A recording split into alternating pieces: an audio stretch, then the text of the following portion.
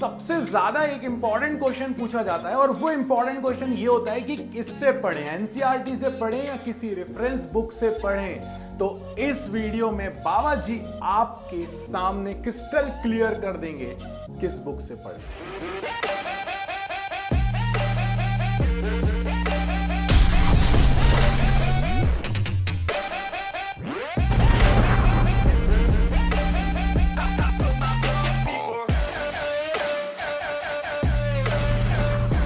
आगे बढ़ने के पहले मैं तुमको एक रेफरेंस बता दूं कि हर साल कितने ही लेटर पीएम को लिखे जाते हैं कि एनसीईआरटी के बाहर का पेपर था, तो क्या करें इसका सॉल्यूशन। तो अब आपके सामने बाबा जी आ गए हैं कंपैरिजन लेके और एक गिफ्ट लेके जो हमेशा लेकर आते हैं, इसलिए वीडियो एंड तक देखना बहुत ज्यादा जरूरी है। लाइक शेयर सब्सक्राइब नहीं किया तो पाप पड़ जाएगा, तो इसीलिए जल्दी से अब सुनो कंपैरिजन। नंबर 1, सबसे पहला कंपैरिजन, तुम बाबा जी से पढ़ना क्यों पसंद करते हो? बाबा जी बहुत आसान शब्दों में बोलते हो। लैंग्वेज बहुत आसान होती है जब हम किसी अच्छी रेफरेंस बुक पर जाते हैं, लैंग्वेज थोड़ी सी डिफिकल्ट हो जाती है जब हम एनसीईआरटी पर जाते हैं।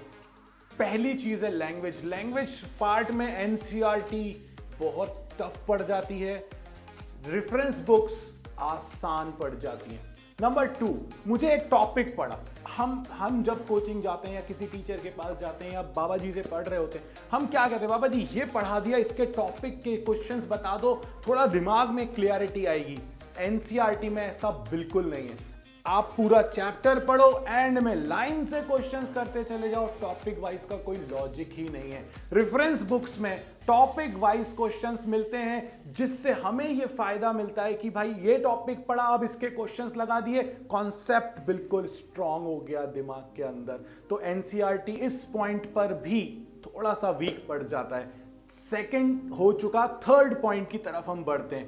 हम लोगों को अपना नॉलेज को एक्सपेंड करना है। भाई एनसीईआरटी के अंदर चीजें लिमिटेड हैं, बट अगर मैं अपने आप को एक्सपेंशन की तरफ चाहता हूं, मैं चाहता हूं कि मैं डेवलप करूं, कॉन्सेप्ट बनाऊं। हर इंसान अपने अंदर न्यूटन और आइंस्टीन को लेके बैठा हुआ होता है, थॉमस एल्वा एडिसन भी थोड़ी ना दूर है कोई।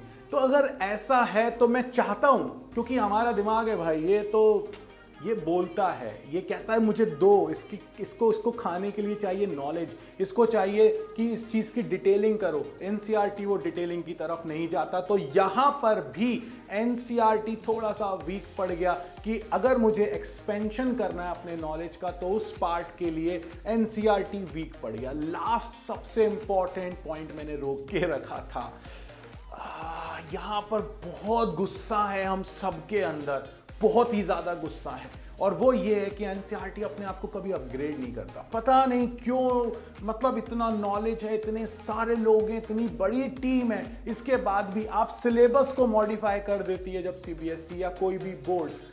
और जो एनसीईआरटी को अगर हम जिसको फॉलो कर रहे हैं, आंख बंद करके ब्लाइंडली फॉलो करने के लिए बोला जा रहा है हमको, वो अपने आप को अपग्रेड नहीं करता। कई बार ऐसा होता है कि कुछ क्वेश्चंस ऐसे आ जाते हैं पेपर में जो सिलेबस में नहीं थे बट एनसीईआरटी में थे।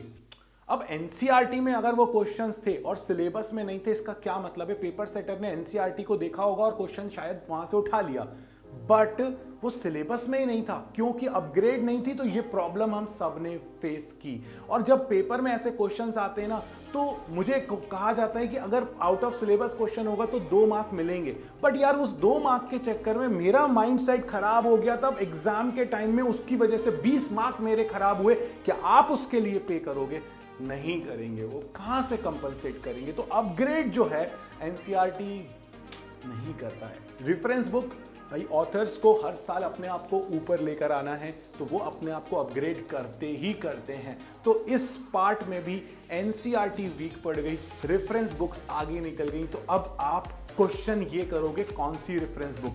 अगर आप आईएससी के लिए हैं, अगर आप सीबीएसई के लिए हैं, जो भी आपके स्कूल टीचर ने आपको प्रिस्क्राइब की हुई है, जैसे सीबीएसई में बहुत सारे लोग एसएल अरोरा की तरफ जाते हैं, एबीसी की तरफ, मॉडर्न एबीसी की तरफ जाते हैं, कोई कॉम्प्रहेंसिव को भी पढ़ना पसंद करता है, कोई प्रदीप पढ़ना पसंद करता है। ये बहुत बढ़िया रेफरेंस बुक्स हैं। जो भी reference books time to time अपने आप को अपग्रेड कर रही है, टॉपिक वाइज चीजों को दे रही है, एक्सप्लेनेशन दे रही है, इजी लैंग्वेज दे रही है, that is the best book. और आप चाहे फिर किसी भी बोर्ड के हों, क्वेश्चन उठता है कि अब एनसीईआरटी है क्यों, आपने तो सारे पॉइंट्स पर एनसीईआरटी कट कर दी। तो भाई कारण ये है कि एनसीईआरटी से ऐसा नहीं है कि क्वेश्चंस नहीं उठते हैं, क्वेश्चंस तो उठते हैं एनसीईआरटी से।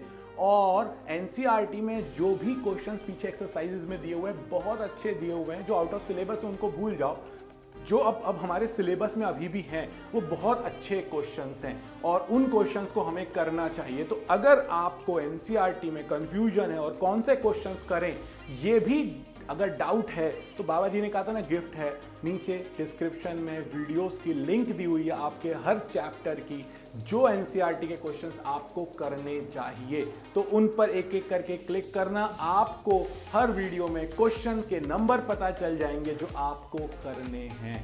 तो भाई बिल्कुल क्रिस्टल क्लियर है, एनसीईआरटी करनी है बट साथ में रेफरेंस को लेकर चलना है। एनसीईआरटी से आप थ्योरी पढ़ो या ना पढ़ो, एनसीईआरटी के क्वेश्चंस लगाओ, थ्योरी की तरफ आपको अगर जाना है, टॉपिक वाइज चीजों को लेके जाना है तो रेफरेंस बुक की तरफ जाना है। अगर ये वीडियो पसंद आ गया हो, जो कि आएगा, तो लाइक शेयर सब्सक्राइब करना और उन लोगों तक इस बात को जरूर पहुंचाना जो कंफ्यूजन में है, जो इस डिलेमा में है कि मुझे एनसीईआरटी करनी है या नहीं करनी है। फ्यूचर आपका है, डिसाइड आपको करना है, हम सिर्फ आपकी बहुत सारी मदद करने के लिए हैं। तो इस वीडियो में बाबा जी की तरफ से इतना ही। जय हो।